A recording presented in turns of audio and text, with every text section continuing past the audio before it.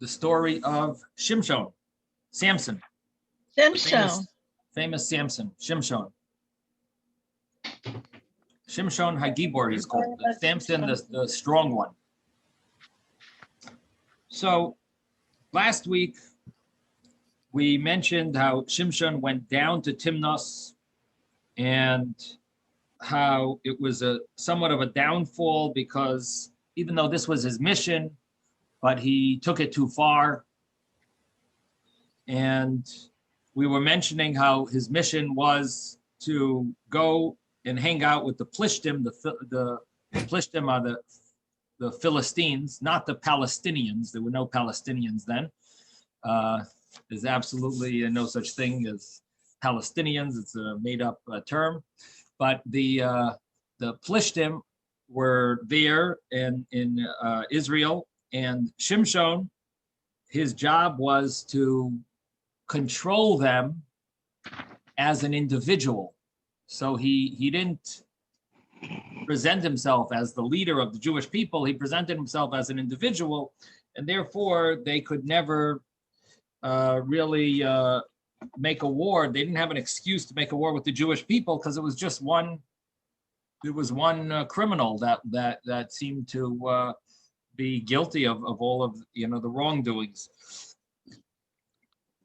And so the story of Shimshon is that he was meant to start these personal fights with the Plishtim. That's really what his job was, to start personal fights and then take revenge when they do things that are unethical or unjust. He would take revenge. And the problem is that he fell in love with these non-Jewish women who he converted, but he didn't follow through with his sincerity, so to speak. He sort of lost himself when he when he was involved in this mission, this special mission. He took he so to speak he forgot about his full-fledged mission. He included his own enjoyment, his own desires with it. And as the Talmud says, he sinned with his eyes.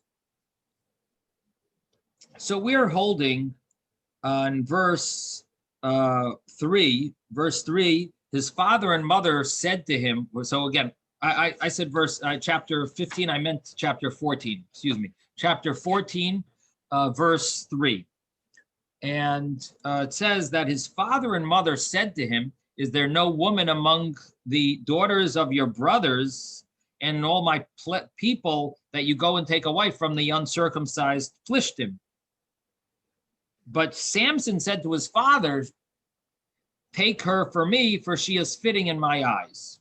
So what's interesting, at least according to one opinion, is that it was common for some of the outside nations, not the Jewish people, but even the nations that are surrounding nations, that they circumcised their children. But the Plishtim didn't circumcise their children. They were considered even in a worse, more disgusting almost than the other nations. And I guess that's connected to the story of Shimon and Levi killing out the city of Shechem, claiming that being uncircumcised in our eyes is a cherpa. It's disgusting not to be circumcised. So that's one point. But the simple meaning of the verse, of course, is that not specifically being uncircumcised, even though that's the term used, but it means the general idea that she's brought up amongst the Plishtim. She's going to have different values. Her values is going to be very different than the Jewish values. And therefore, even if she converts, but did she go to Jewish high school? Did she go to, what was her upbringing like? How did her parents treat her? How did her neighbors treat her? How did she hang out? What friends did she hang out with? There's so much that makes up a person, and just the fact that they converted is not going to make her into a Yiddish Ameidala. She's really has quite a ways to go, even if she agrees or she's willing to change her religion. Is she really, going to change her essence? Is she sold on the entirety of it, or she's just going to follow some of the rules? And so that's what the parents were telling Shimshon. Now, the parents obviously didn't understand that this was Shimshon's special mission in life, that this is what he was meant to do. So instead, they were fighting him and telling him that this, maybe you shouldn't be doing this. Definitely shouldn't be doing this. And but Shimshon understood that this was his mission, and he wanted to go forward. He said, she is proper, fitting in my eyes, and he wants to go forward. Again, Shimshon has a very delicate job, that he's got a mission, and it's not going to be easy. So his father and mother did not know that it was from Hashem, for he was seeking a pretext against the Plishtim. At that time, the Plishtim were ruling in Israel. So the verse tells us straight out that his parents didn't know, and his job was to seek a pretext to fight the Plishtim and control them, keep them under control. And now we're up to verse 5. So Samson and his father and mother descended to Timnas. They reached the vineyards of Timnas, and behold, a young lion was roaring toward him. And verse 6 says, the spirit of Hashem came over him, and he tore it apart as one tears apart a kid, though he had nothing in his hand. So a kid goat, I guess, was common for them to tear apart. And he had nothing, no weapon in his hand, but he tore apart this lion. He did not tell his father and mother what he had done. So they were walking together. And the question is, if they were walking together, how is it that they didn't see? How did his father and mother not see what he had done? So the simple answer is, he was running ahead. He was running ahead and waiting up for them, and they didn't see. But the one of the commentaries says something interesting. It says, look at the verse. It says that this was by the vineyard. Now we know that Shimshon is a Nazir. He's a Nazirite, and he's not allowed to eat grapes. And the law is a Nazirite is not even supposed to enter a vineyard. I didn't know that. Because if he enters a vineyard, he will be, it'll be hard for him to control himself not to have any of the grapes. So therefore, he shouldn't be entering a vineyard. So the meaning of the verse is that the mother and father went through a shortcut in the vineyard, or the straight path, and Shimshon had to walk around. And because Shimshon had to walk around the vineyard, therefore, he ended up meeting up with a lion. And the parents didn't know anything about it because they were walking the straight path. Shimshon was walking around, so he met up with the lion met up with him, and he tore it apart.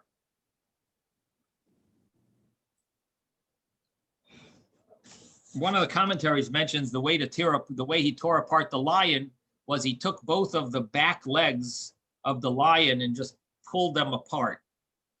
That was the way it was done in the olden days, I guess. The verse continues. that we're in verse 6, verse 7. He went down and spoke with the woman, and she was fitting in the eyes of Samson.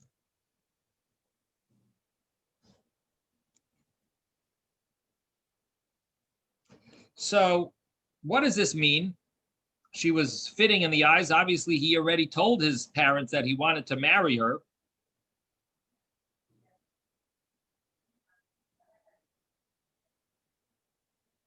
So the commentaries talk about what exactly did he find fitting now that he didn't find that we don't know from before. So Check. the explanation is that maybe he approved of her, but he wanted to talk about her character. He was looking to see her character now. In other words, he maybe he liked her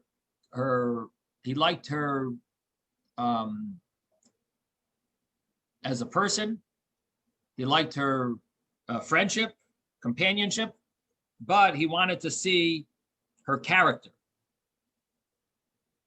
Now, to me, that's a little surprising. Why didn't he want to see her character before? He called, just like he was happy with her beauty and maybe her personality. Why didn't he want to see her character before he told his parents to come?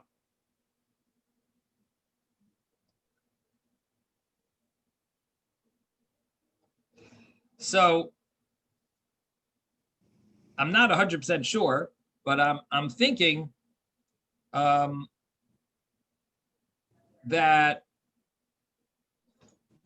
Shimshon knew this was his mission. So not necessarily did everything have to work out. In other words, he was planning on the marriage not working out, sort of. He understood that things are going to go wrong and he's going to have to create a fight. And ultimately, it didn't really matter if things were 100% perfect or not, because his mission is ultimately to make a fight with the Plishtim and create problems. So maybe that's why it didn't necessarily matter if he approved fully of her character before or not. But it does mention that he approved of her at this point. Batishar be'enei Shimshon. So what did the parents do? What were the parents doing in this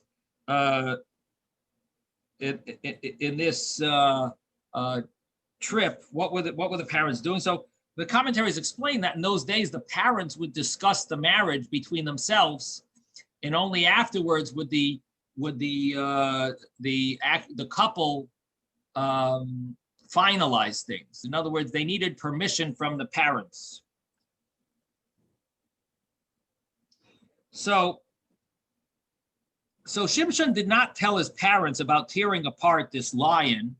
And the reason is because it wasn't impressive in his eyes. In his eyes, that wasn't so impressive that he was able to tear apart a lion. Now, what is interesting is that the Spirit of Hashem came over him, which sounds like it's not that Shimshon is strong 24/7. It's when the Spirit of Hashem comes over him, that's when he is able to tear apart this lion.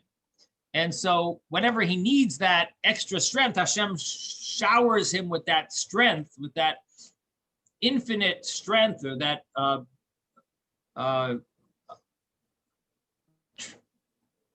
suprahuman strength that he's able to utilize in order to accomplish what he accomplishes. So the verse continues, and it says that he returned after some time to marry her.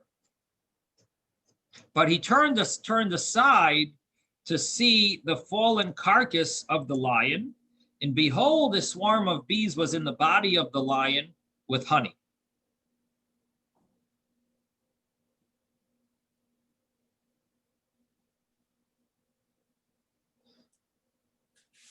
So he somehow wants to see this miraculous strength that he had.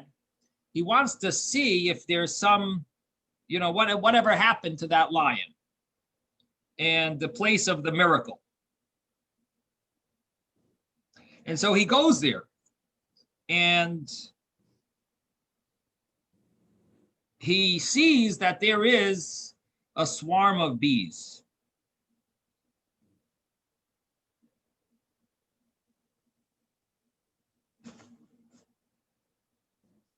Rabbi, Yes. I'm just thinking, I didn't see this, but this is my own idea. You said that he was judging her by her appearance instead, and he should have been judging her by her character. Okay? Or I said he first was judged her Right. and accepted her appearance. Now the second Okay. thing was her character. This is Right. the Barbanel. It's not my own. I think it's the Barbanel. Okay. So, and how does he judge her? With his eyes. He's trying to judge her character with his eyes. So I'm thinking to myself, there's something that the person has, which is part of their beauty, their appearance, and at the same time, it's part of their character. A person could trick somebody into thinking that their character is a good character because they have beautiful eyes.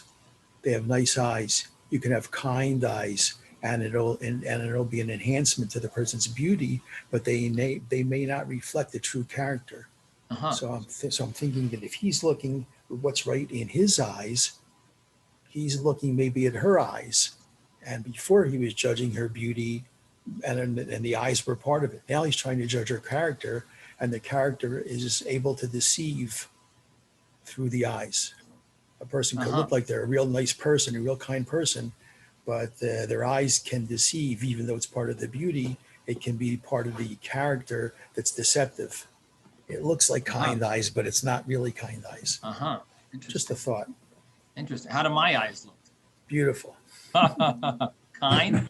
Very kind. Very, very kind. Uh-huh. Everybody's eyes here look kind. Ben, Robert, everybody's eyes look kind. Thomas, Thank you. Nomi. Thank you. That's very interesting. Yeah, I'm not. I never thought about it that way. That the eyes, that you can, that the eyes are what conceal. That you could have kind eyes, and actually, it could be a facade. It could be a cover up, and really the person could be really mean. I guess I never really thought about it, that it's the eyes that actually show kindness more than any other feature of the face. That's interesting. Is that well known? Is that a well known fact that the eyes? Since Leia,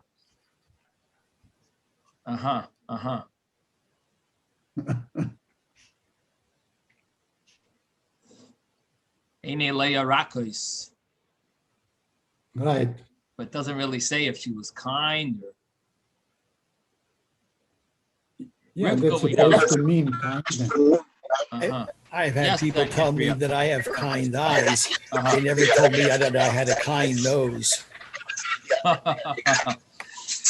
Andrea, yes.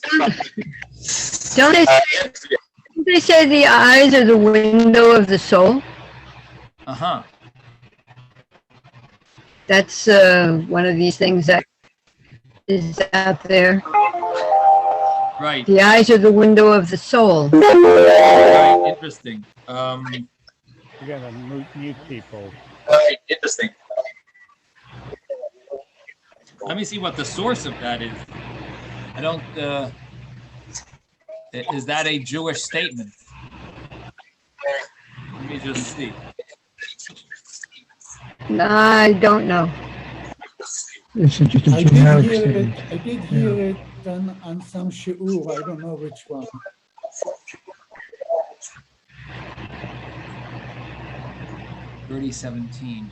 Your dog? I think in Kabbalah you might find it. I think that it's more, generic. I don't know. I have no idea if it's based in Judaism. It's just some, one of those things that comes up. What did you call it? The eyes are the windows of the soul. Jay's going to take a look on Google. Yeah, I don't see anything Oh, here. it says Shakespeare. Right Uh-huh. there. Okay. Right there, yeah. So what's it say? Psychology today, yeah. Yeah, it Who doesn't said look it? like it's a Jewish source. Shakespeare. It says what Shakespeare. Comes up as Shakespeare. Shakespeare. It Uh-huh. says Shakespeare's the eyes are the window to your soul. Now, I won't disagree that the eye is very connected to the soul. Okay, let me mute everyone. The eye is very connected to the soul, and that's why it says that a judge, if a judge sees a murder, they are not eligible to judge the case because they will not be able to understand, to see different avenues, to see different avenues for, what happened, because their eye is so connected to their soul. It gives them such a strong sense of knowledge. Seeing is believing. So the eyes and the soul are much more connected. Hearing is not a problem. If they heard a gunshot, they would be allowed to judge the case. And then they see the person is dead, that wouldn't be a problem. But seeing is a problem because the eye is much more connected to the soul than hearing. And so there is some truth to this idea, I guess, that the eye is more revealing maybe than, definitely more revealing than the ears are. Rabbi. Yes. Rabbi, I researched here now, and there is an earlier reference from 58 to 68 AD, but it's from Matthew in the New Testament. Well, that's not acceptable here. I understand that, but I'm just giving you the reference. It's worthless to us. We will not be looking into that. I guess that's why you mentioned it, that we shouldn't actually repeat such a sentence because it's from a non-kosher source. Yeah. Okay. Thank you. Yeah. Thank you, Robert, for clarifying it. It's hopefully Matthew got it from some Jewish source himself. I don't know. So in any event, the story here is that Shimshon is now ready to marry her. And before he arrives, he turns aside and he wants to see that lion that he had torn apart. And he sees there's a swarm of bees in the body of the lion with honey. He scraped it, we're in verse 9, he scraped it into his hands and went walking and eating. He went to his father and mother and gave them, and they ate, but he did not tell them that he had scraped it from the body of the lion. He committed a sin. So the commentaries don't really talk about this as a sin. Where his mother was not allowed to eat tuma, and he's taking it from the body of a lion. So I'm not sure about the mother not being allowed to eat anything tameh after she gave birth. Oh. I think the laws that she was prohibited on were while the baby was in her stomach. Because you're right. The angel had told her Nazir. Not that she should be a Nazir, but her son will be a Nazir, and she should keep it, Yeah. meaning while the baby is in her womb. Yeah. So he scraped it and he went to his father and mother, he gave them, and they ate. And he didn't tell them he scraped it from the body of the lion. And verse 10 says, his father went down to the woman, and Samson made a feast there, for that was what young men would do.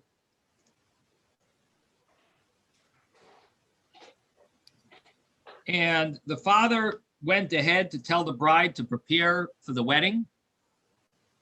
And Shimshon had arranged the wedding. And so the father went there to prepare, to get them ready. Tell them to prepare.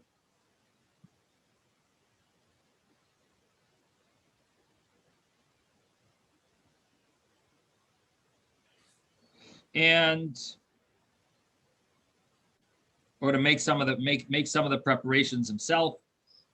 Now, what's interesting is here, it doesn't say about his mother.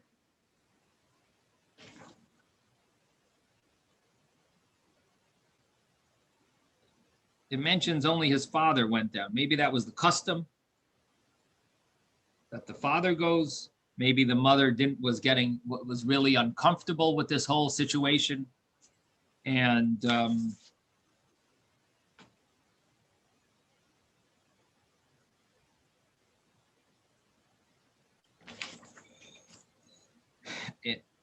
the verse continues in verse 11 and says that it happened when the woman and her father saw him, they took 30 companions to be with him. So they invited these 30 guests to the celebration. And verse 12 says, Samson said to them, let me now pose you a riddle. So Shimshon is now starting with his pretexts to start a fight. If you tell me its solution, he told these people, during the 7 days of feasting, and you solve it, I will give you 30 sheets and 30 changes of clothing. But if you cannot tell it to me, then you will give me 30 sheets and 30 changes of clothing. So he wants to make do a riddle with them and see if they can figure it out and see if he can ultimately create a fight. So they said to him, pose your riddle and let us hear it.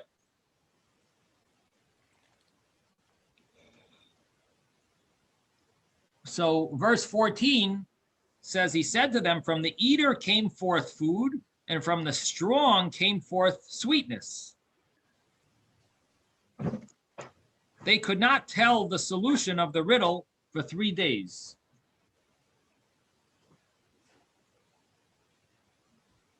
So they're trying to figure out what's the answer to the riddle. Otherwise, they're going to be stuck paying for losing their side of the deal. Now, what were they thinking? Why would they accept such a riddle? I mean, it's almost impossible to figure out such a riddle when you know, it could mean a million different things. And so one of the commentaries says that they had in mind they'll be able to convince his wife to get the answer. So they already knew about this trick, that the woman has the ability to get whatever she wants out of her husband. And they planned on somehow threatening her and ultimately getting the answer. Otherwise, they would never have, been able to, they wouldn't have accepted such an idea. The reason they accepted it was they knew they probably will be able to figure, they'll probably get the wife to get the information out of the husband.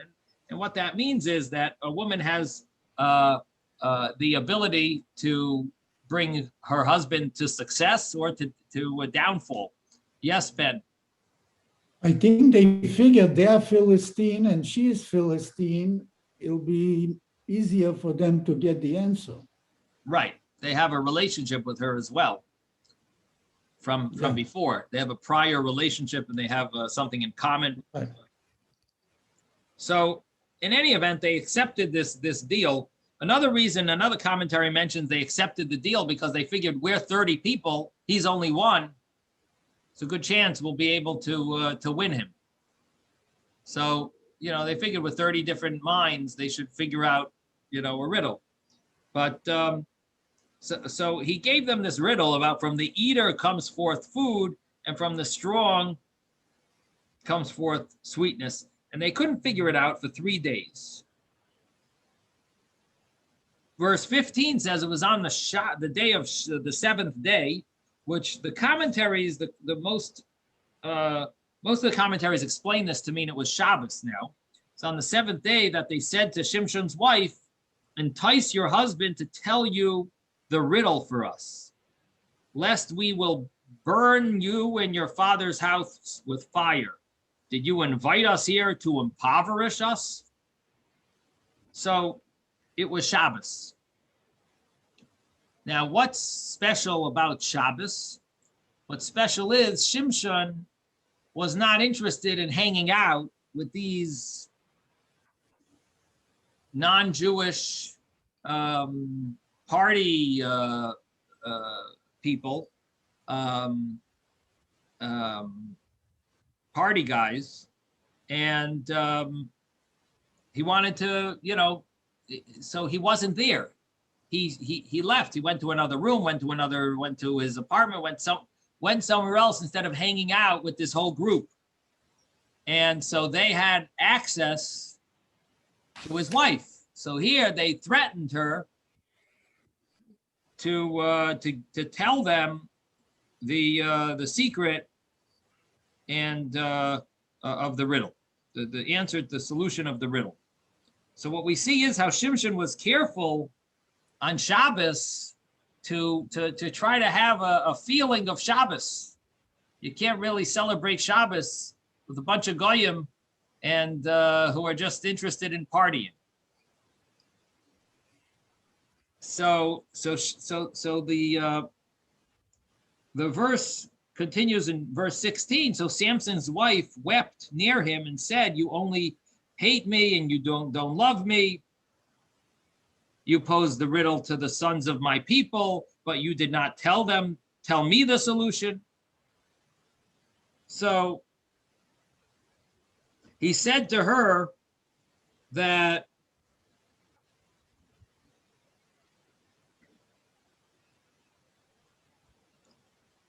behold, I did not even tell my father and mother. Shall I tell you? So don't be so insulted. Doesn't mean I hate you. She wept near him for the remainder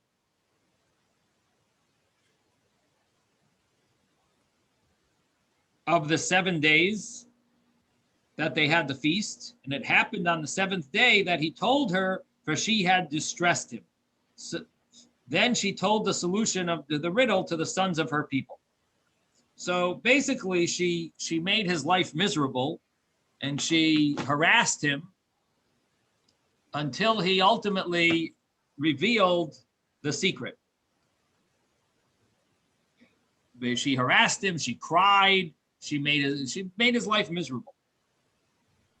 And now we're in verse 18.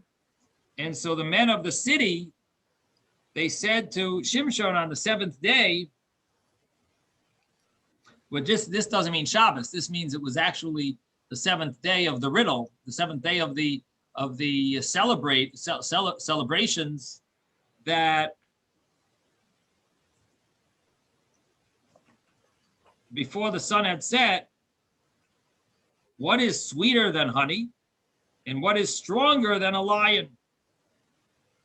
So in other words, the answer to the riddle is from the strong came forth sweetness, is that the lion, which is the strongest animal, is the honey came from the lion.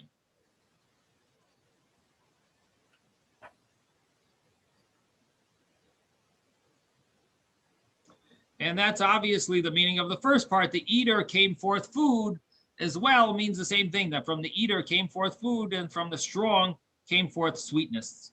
It means from the lion there was honey.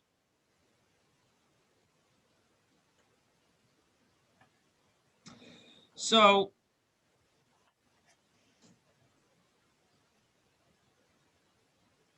she told this to the people. The people gave him the answer, and he replied to them, had you not plowed with my calf, you would not have solved my riddle. So now he has his excuse to hurt the Plishtim, kill the Plishtim, because they were dishonest. And then in verse 19, again, then a spirit of Hashem came over him.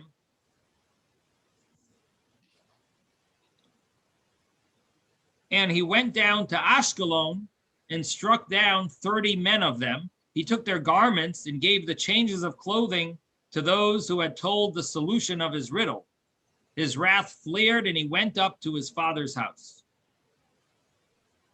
So Shimshon here has this divine inspiration, assistance, where Hashem helps him kill 30 of the Plishtim, and he then has the clothing to pay for the losing the riddle, which he didn't really lose because they were dishonest.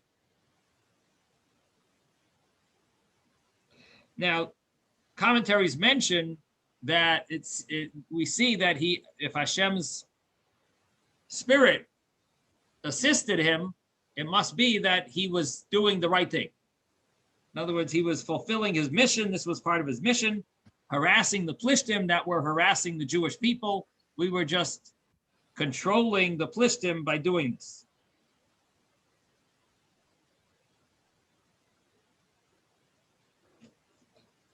So he killed all of these people. So this is where we have to ask the question, was he allowed to contaminate himself to dead bodies? And this is an argument in the Talmud. In the Talmud, there is this argument, if Shimshon's type of being a Nazir, being a Nazirite, did that prohibit him from dead bodies? And one opinion is that he was fine. He had no problem touching dead bodies because he had a special type of a Nazirus, a different type where he was allowed to touch dead bodies. The other opinion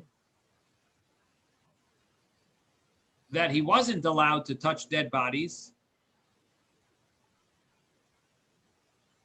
would understand this to be part of his mission, that he was sent on some special mission, and somehow this was permissible for him to do, and in a sense to save the Jewish people.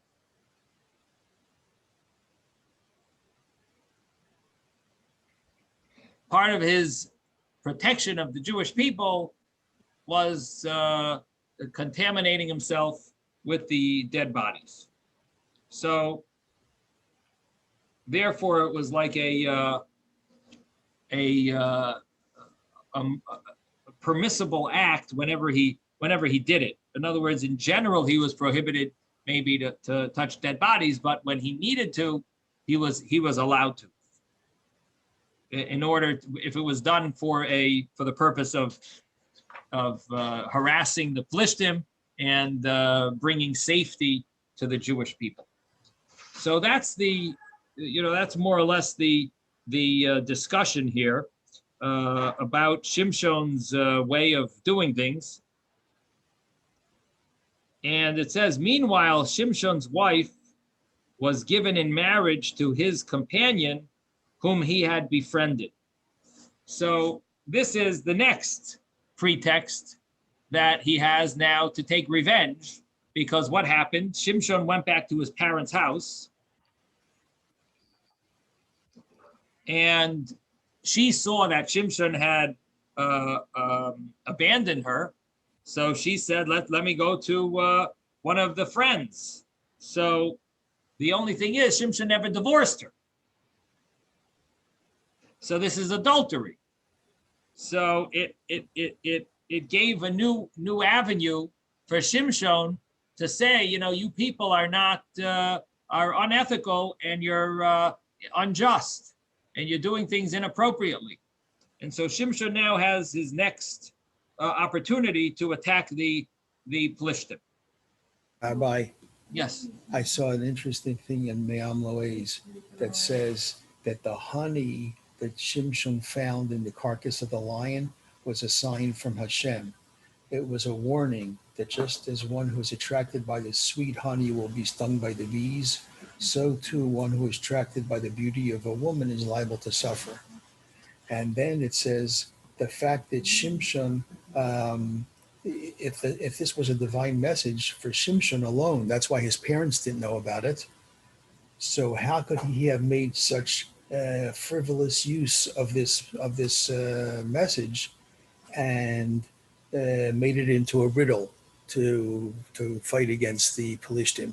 He didn't even reveal this to his parents because Hashem didn't give him the ability to reveal it to anybody. That's why it was done for him by Hashem while he was alone.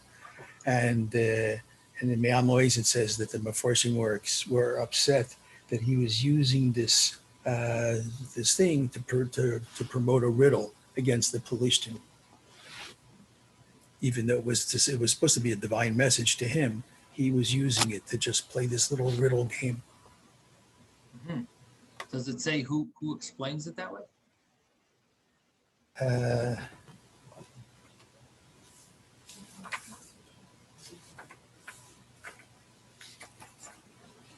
He says, Kihilas Yaakov. That seems to be the main one. Kehilas Yaakov? Yes. Uh-huh. Uh-huh. And then there's other things from the Radak Uh-huh. afterwards. Right. Okay, interesting.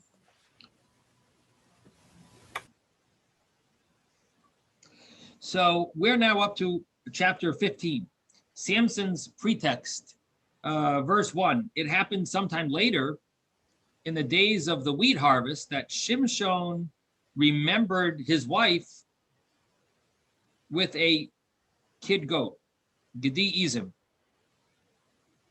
He said, I wish to come to my wife to the chamber, but her father would not permit him to enter.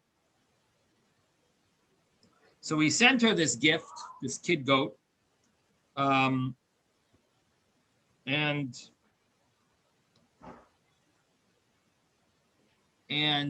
he probably waited until he knew that she probably was living with someone else. So this way he had this whole pretext all ready. And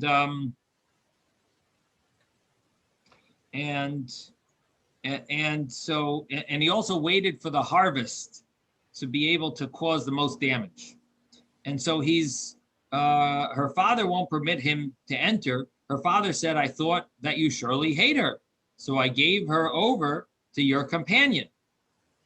Behold, her younger sister is better than she. Let her be yours instead of her.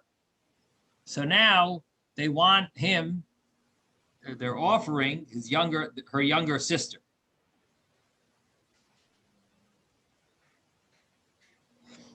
And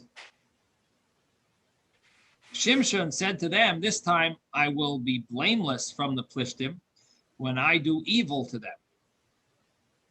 Shimshon went and caught 300 foxes. He took torches and turned the foxes tail to tail, put one torch beneath each pair of tails in the middle. He set fire to the torches, and he sent the foxes off to the grain fields of the Plishtim, and thus he burned down everything from grain stacks to standing grain to olive groves.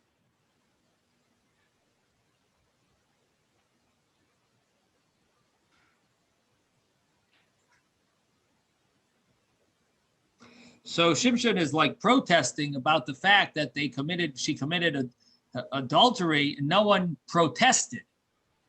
No one from amongst the Plishtim made a protest, and they should have. So everyone is sort of guilty about this sin. Yes, Will. Yeah, how does his father get into the story? By now, he's married to her. It says, let me go into the chamber for my wife. This sounds kind of private. How come the father is in her house? Well, it seems like It's the father's house. it seems like he went to the father's house because she wasn't there in whatever house he had rented for them, or maybe they lived in the father's house initially. Oh, they may have all lived together. That's true. Right. So the he is taking revenge against the Plishtim because what did they do wrong? It's his wife who went married, and his wife's new husband who sinned, who committed adultery. But the fact is, they did not protest. So here, he's going to take advantage of the fact that they should have protested, they didn't, and that's going to be the next pretext. And that is the pretext here to blame everyone for their guilt. So he does this way of burning all of the grain with these foxes.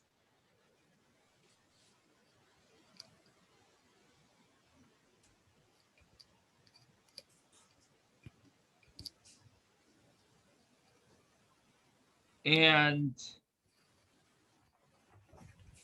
everything burned down. And the Plishtim said, who did this?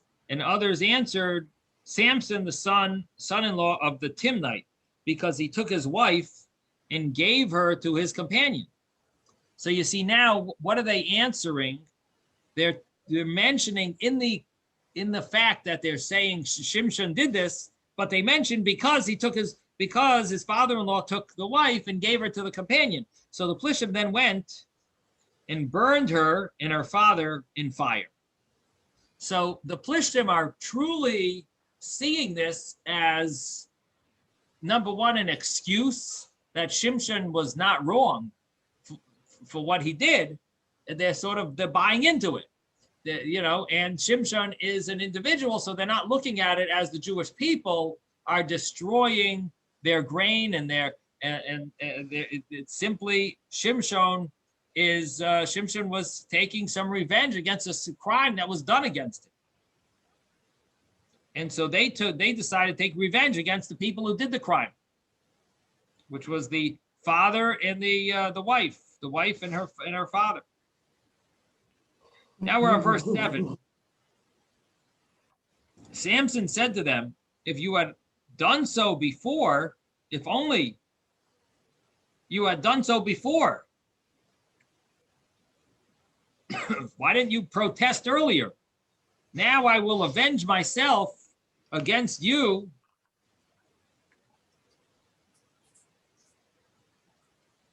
And afterwards I will stop. So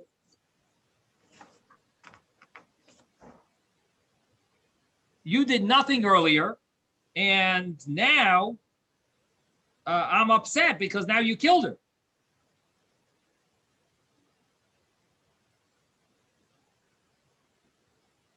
So he's angered at the fact that they did nothing earlier, and he's angered at the fact that they now killed her.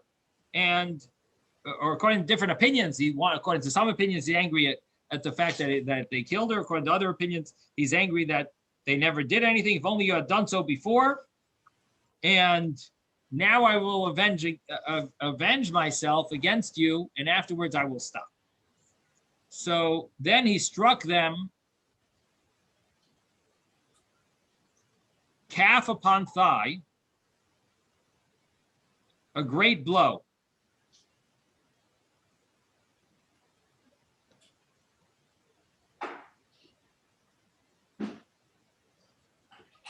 And then he descended and dwelt in the cleft of the rock of Etam.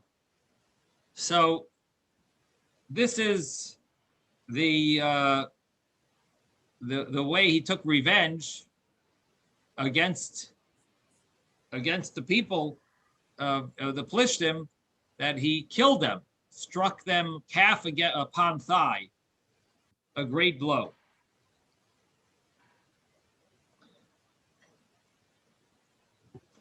And the Plishtim went up for war, and they encamped in Judah, spreading out at Lehi.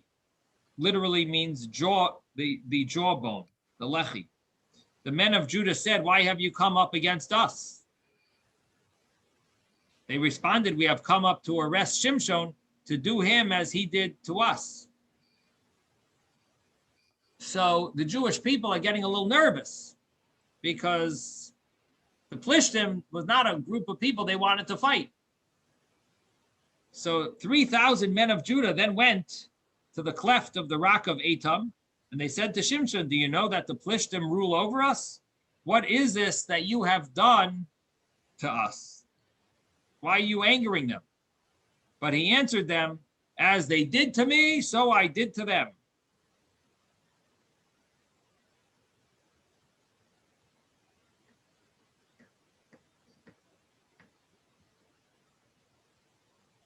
And so here, something very surprising happens.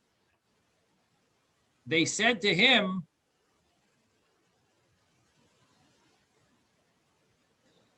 "We have come to arrest you, to hand you over into the hand of the Plishtim." And this is something that's almost never done. Very, very rare. Generally, when we are told to give someone over to the enemy, we're not allowed to. Better everyone should get killed than Jewish people hand someone over. But here the Jewish people are in the midst of, or they're considering handing over Shimshon to the Plishtim. And Shimshon says, "Swear to me that you won't hurt me. No harm. You will not harm me." And they said to him, "No. We will only arrest you and give you over in their hand, but we will surely not put you to death." So they bound him with 2 new ropes and brought him up from the rock. So again, Shimshon was in this cleft of the rock of Etam, and now they're bringing him from that rock. He came to Lehi, and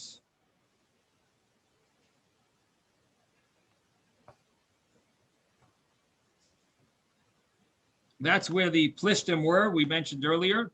Literally, it means the jawbone. He came to that area, and he came to Lehi, the Plishtim shouted at him. A spirit of Hashem came over him, and the ropes that were on his arms became like flax that had been singed with fire. His bonds melted from upon his hands.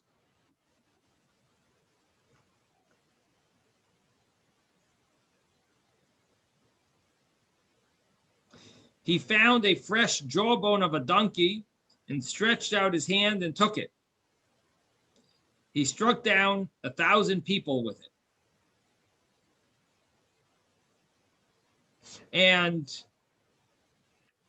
Shimshon then said, we're in verse 16, Shimshon then said, "With the jawbone of a donkey, heap upon heaps." So again, he killed 1,000 people. "With the jawbone of a donkey, I have struck down 1,000 men." When he finished speaking, he cast the jawbone from his hand, and the place was called Ramat Lehi, the jawbone hill. So this is the next part of this, the next episode, where Shimshon now kills 1,000 people, and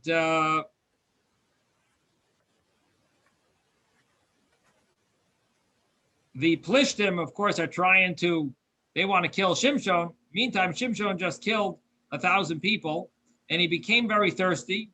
He called out to Hashem and said, "You have granted great salvation through the hand of your servant, and now shall I die of thirst?"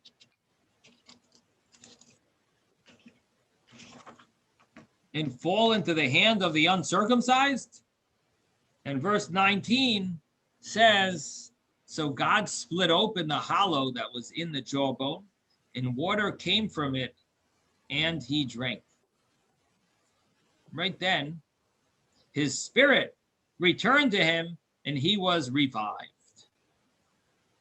Therefore, the place is called Ein HaKoireh, the spring of the caller, which is in Lehi until this day. So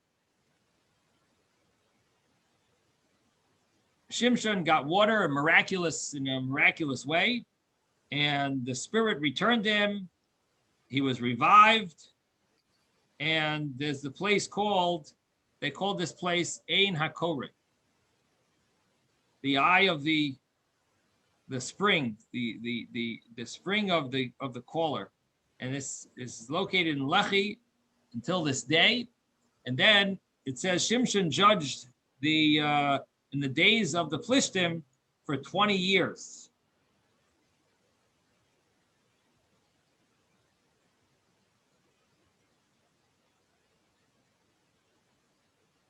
And now we're up to chapter 16, and this comes to the final story of Shimshon, final wife of Shimshon marrying Delilah, in English, Delilah.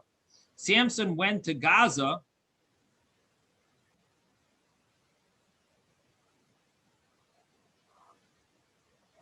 Actually, I skipped one. There's one story before the Delilah, and this is the story of the harlot. So the Samson went to Gaza. He saw there a harlot and consorted with her. It was said to the Gazites, Samson has come here. So they went around and lay in wait for him all night at the city gate. They remained silent all night, thinking by dawnlight we will kill him. So Shimshon slept until midnight. He arose at midnight and grasped the doors of the city gate and the two doorposts and tore them out with the crossbar and placed them on his shoulders. He brought them to the top of the mountain that faces Hebron. And that is the end of that story. Maybe we'll talk a little more about the commentaries explanation next week. I want to wish all of you a very good day, good evening, and